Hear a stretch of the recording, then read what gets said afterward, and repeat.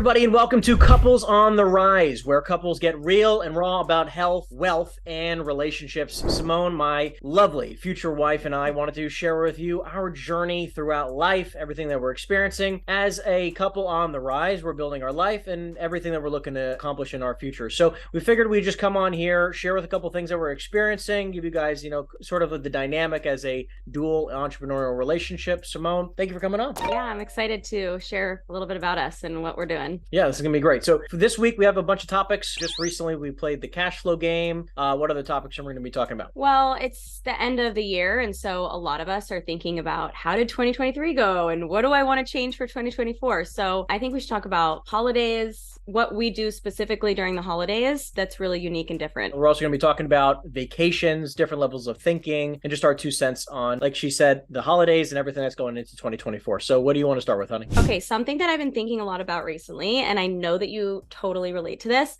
but there's something specific about us, the way we operate through the holidays. So let's start there on the decisions that we make, the things we say yes to, the things we say no to, and how we live our lives intentionally through the holidays while still building our empires. When it comes to the holidays, a big thing that differentiates us versus a lot of other people, what we say yes to, it really has to map to like what we're looking to accomplish. So like a big thing that we do is we sort of do our own thing during the holidays. We're like, we don't really head back home, quote unquote. We, live here in Miami. Our families are all over the country. We really don't go out of our way to do things that don't map to what our futures are. I mean, how do you feel about it? What do you think's different than maybe back years ago? And why did that happen? Well, I used to feel like this guilt, like I had to spend time with my family. I had to go back home and do what everybody does during the holidays. I let go of that a couple of years ago. And specifically this Thanksgiving, we had a really great time being really intentional about this is what we're going to do. We're going to love up on our families. We're going to see them for a short amount of time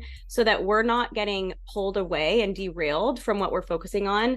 Because the only reason that I feel like you and I have created such incredible results and we're just getting started in our early 30s is that we've said no to a lot of things. We've stayed really focused and it's really easy to get distracted. It's really easy to get derailed. It's really easy to take time off or have a little extra wine or champagne and celebrate. But for me and you, I think what's unique is that every day is the same. The weekends aren't something unique. Every day we're focusing on what are we building? What are we creating? And so anytime invitations or things come our way, we really ask each other, is this going to get us closer to what we want to do? Because I'm the type of person that likes to say yes to everything.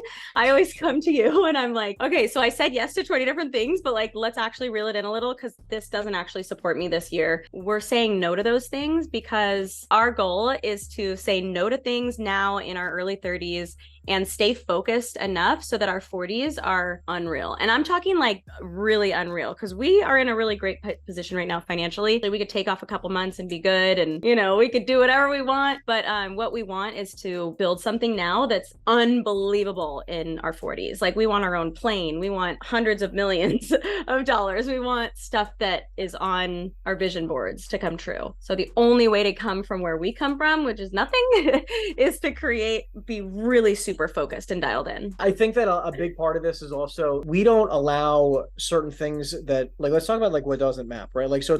I think a big few things that I've worked on the last few years since we've been together is really being super intentional about just not making decisions because that's what I've always done. Really making changes in things that you had mentioned, things that map to where we want to go. What do we want to accomplish this year? And if that's not high on our priority list, we're not going to do it. And not just succumbing to well, it's because of family or because of this. And I want you to know, I'm incredibly close with my family. You're incredibly close with yours. Love them so much. Yeah. And we go out of our way a lot for them around our schedules, around what works for us, around what's best for us. And we make that a very high priority. It just doesn't look like normal society's way of looking at it. Right. So I think that's a big thing to talk about. Yeah. The idea of staying home and taking a week off and doing nothing but eating more and staying comfortable and being in a cozy environment. Nothing about the holidays makes any sense to me. I don't understand. We have such a beautiful life here, so I just don't understand why we'd want to change what we're doing and take a week off. It makes no sense. It's not for us. you know? So we just were at dinner tonight and we were talking about like, okay, so what do we want to do? Like people keep asking me like Christmas is next week, you know, and New Year's, like, what do we want to do? We even got invited to go to a dinner on Wednesday night, but because we're not in some relaxed, like take it easy phase of our lives, we said no to this dinner. You know, if it doesn't move our lives forward, we're just not doing it. We're not going to sit around for a week and do nothing, or I don't know what people do, but I think it's more important to pay attention to the fact that like, hey, like the holidays, it's one day. To take off so many days on top of that to just something that doesn't make, right. And for us, it doesn't make much sense for us to take off the amount of time that most people do. And I think my mom would love it, you guys. Like my mom would love it if I spent a week at her house. My dad, open arms, and we would have the best time. I could go see my sister. I could go, there's so many things I could do. And I'm super clear that it wouldn't be a good investment for our time and our money. You know, I can FaceTime them and just get the same feeling and pour into them and love them. But I think what we get to do is like interrupt the pattern of like what's normal and what everybody does and shift into creating like an intentional holiday season. I personally stopped drinking alcohol recently, and I do want to talk about that because I like don't really talk about it. Yeah. But it's totally transformed my life. I did a Tony Robbins event a couple weeks ago, and I just had this realization like a couple weeks before it even. I stopped drinking maybe like after your birthday in October. I had this kind of idea like, oh, I'm going to stop drinking for a month. And then I was like, I'm going to stop drinking for 3 months. I'm like, oh, I'll just finish the quarter. And then I was like, wait, I had this moment like a couple weeks ago and I was like, why in the world would I ever do that? I have been so much more productive, felt so much better. And I'm coming from a family of like winemakers. So this is a whole new identity for me. You know, to not even think about having a glass of wine or a glass of champagne for New Year's, but it's literally been such a gift and I've gotten so much done and I wake up feeling so proud of myself and so good. I can't even imagine doing it again. And we live in South Beach.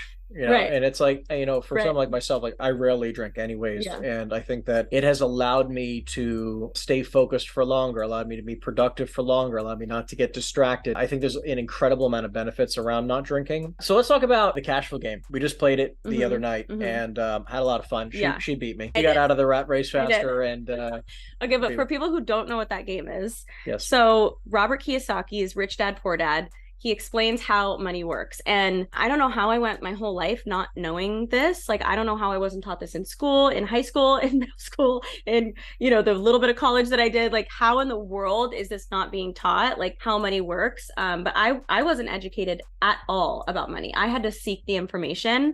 And you've taught me so much about money and investing and saving and being really smart with your money. And if you want to buy more things, you have to make a certain amount more, like the horse thing. We should share about that because it's so important to learn. And so this board game is literally applying the knowledge that comes from that book, but in a game. And it's real life numbers, it's real life professions. Like I started out yesterday as a business manager with a salary of $4,600 a month. And I ended the game out of the rat race because my salary never changed, but I created a passive income. And then I with real estate investments. And then I created, you know, bought businesses and stocks. And tons of stocks. Yeah. And so it's real information. Like I know that we're doing this now and we're sharing this now because what we didn't get as kids, we're going to give our kids, you know, we're going to educate our future kids that we have one day. Everyone should just play the game at least once. It's so fun. It's also, I think there's an online version of it, which you can easily get. I actually have the board game. You know, if you haven't read Rich Dad Poor Dad, I think it, you know, super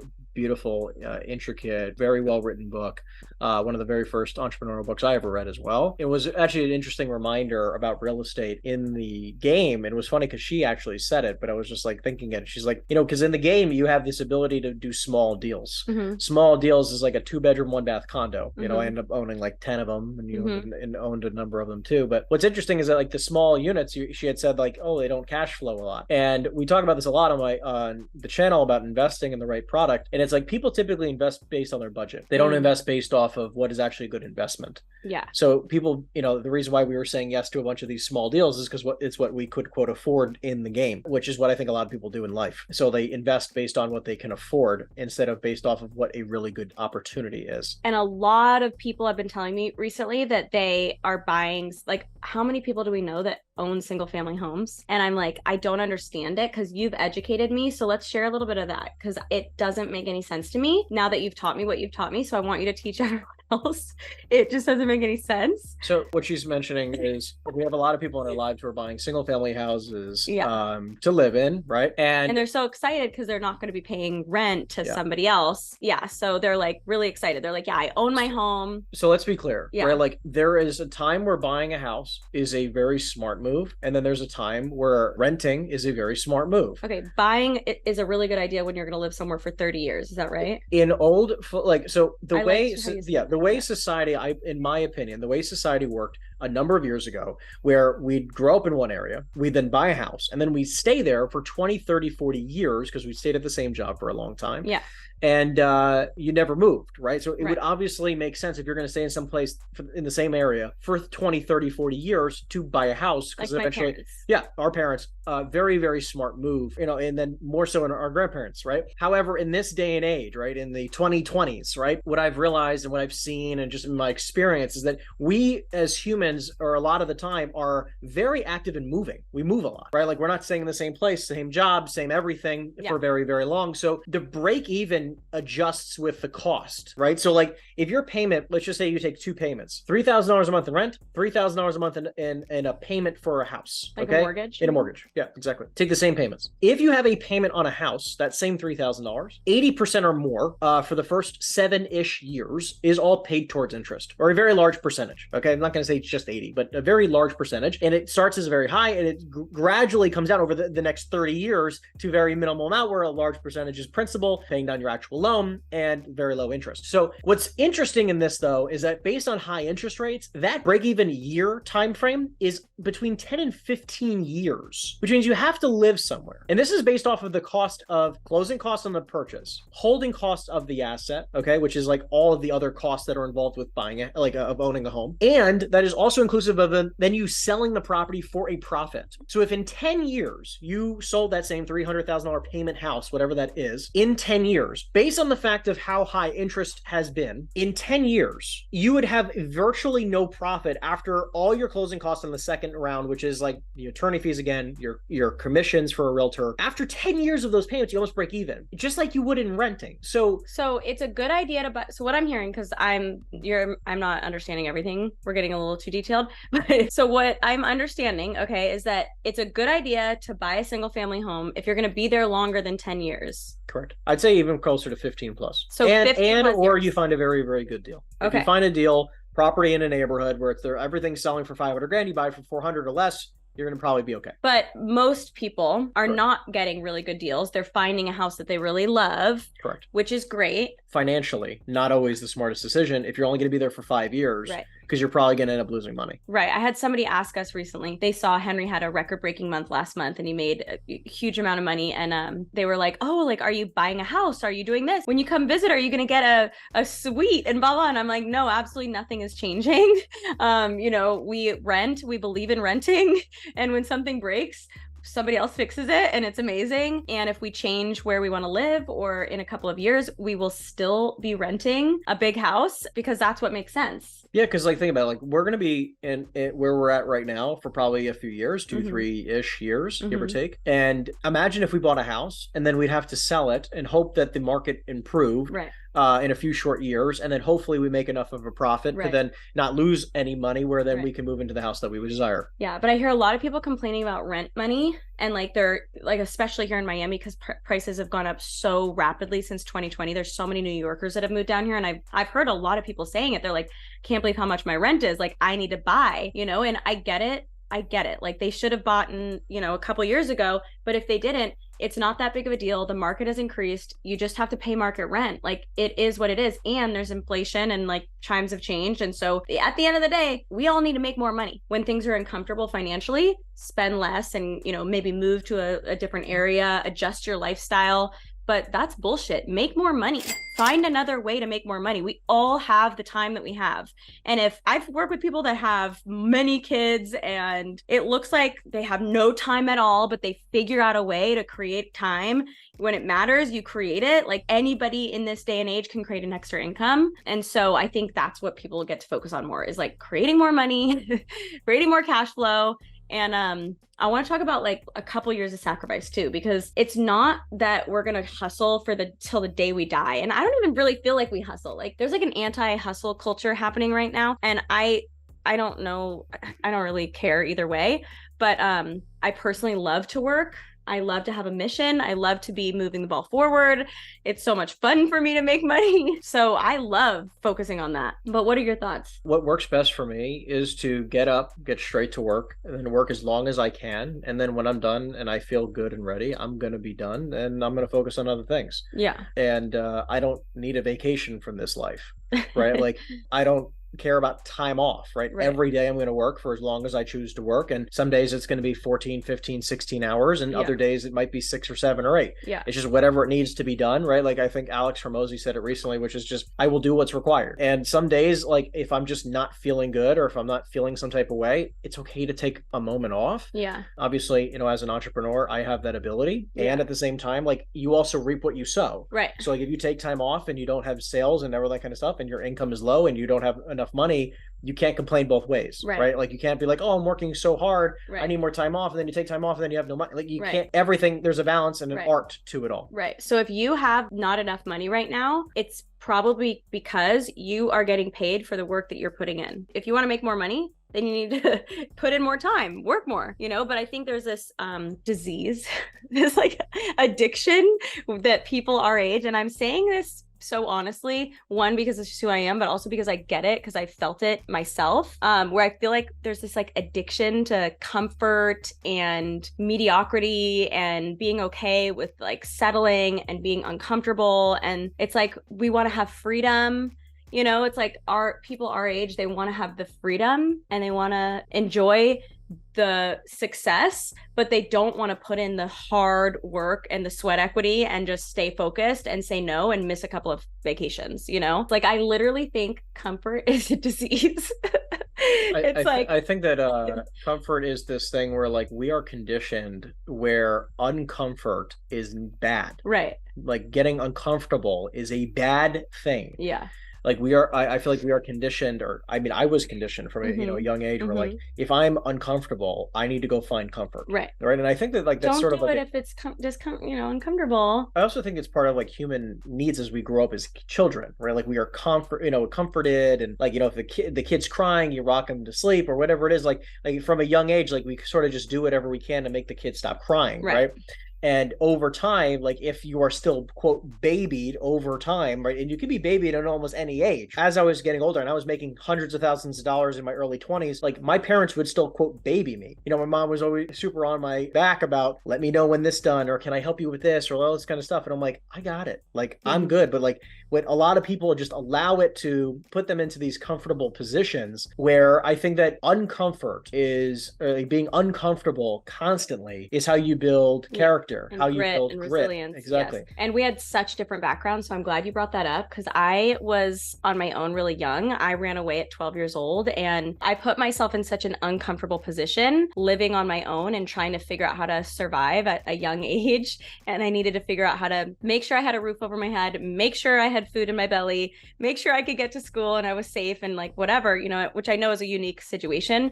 For me, I was very uncomfortable at a very young age. So it was opposite for me. You know, it was very uncomfortable at home, so much so that I left and I went into even scarier discomfort. But what it did was it taught me how to survive. It taught me like how to take care of myself. It taught me how to manage people because I needed to go live at other friends' houses and learn how to be in somebody else's home. And so I learned like adaptability and resilience and so many people skills. And so I'm so grateful because I can't imagine, you know, experiencing just having it be so comfortable. And I think there's probably a happy medium. Yeah, but I also think that like we are constantly in a place of re-enrollment with ourselves. Yeah. Because even as you make more money, when you go from making nothing or very little money to making $100,000, which tends to be everyone's first goal financially. And once you make that money, you then are next at a choice point. We're constantly at these choice points where it's like, hey, I can either continue doing an average amount of work to continue making this amount of money,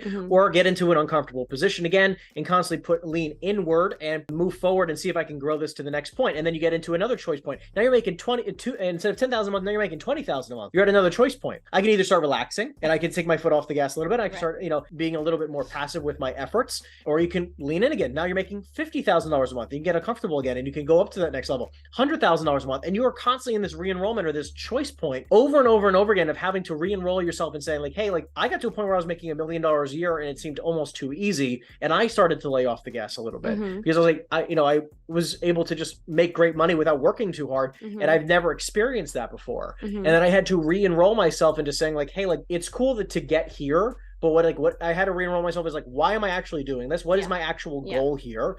And re-enroll myself into actually finding what's possible for myself versus like, this is okay. Being good enough. Being good enough. Exactly. I love that you mentioned that, because moving, like I've been on my own for so long and always taking care of myself. And so I had that same re-enrollment conversation with myself moving in with you, because my life dramatically changed. My identity was completely changed. And now I was faced with this, the past couple of years, I've been faced with this conversation with myself of, okay, now I am not in survival mode. I'm not building my business out of hustle and keep a roof over your head and like do or die. Now it's, okay, how can I build my business from a place of, I have a sturdy foundation and now I can build, but why would I put myself in a really uncomfortable position when a lot of women who are with men that make a lot of money, they don't, they cruise, they coast a little bit, and, or they start building their husband's companies or whatever decision they make. I had to make the decision to, okay, if I'm going to build my business now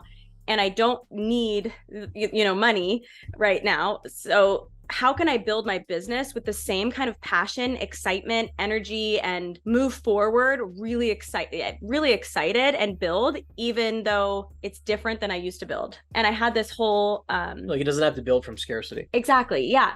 And it's been honestly really fun to create my own identity and create my own vision and purpose. And we even talked about us joining forces and me working with him and him working with me. And like, we've kind of played around with that. But what we've decided is that what's really worked is that we each have our own thing. Like I have my company, you have your company, my company's in health and wellness. And I'm obsessed with what I do. I'm obsessed with the people I get to work with. I'm obsessed with the vision and the mission. And it is the funnest thing I've ever done. And I feel like you feel the same way. Yeah. And so it's more about like a coexisting and feeding off each other's energy. Yeah, absolutely. Yeah. And I think that this is all just such a beautiful reminder that like we had mentioned at the very beginning, this works for us.